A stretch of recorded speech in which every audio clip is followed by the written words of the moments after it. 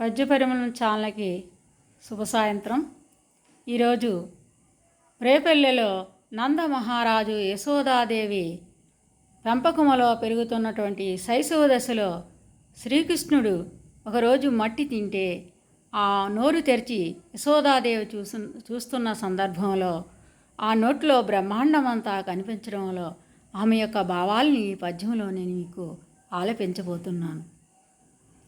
కలయో వైష్ణవ మాయయో ఇతర సంకల్పార్థమో సత్యమో తలంపనేరక యునదాననో నే యశోదాదేవిన్ కానో పరస్థలమో ఈ బాలకుడెంత ఈతని ముఖస్తంభయ్య జాండంబు ప్రజులమయ్యుండుట ఏమి హేతువో మహాచర్యంబు చింతింపగన్.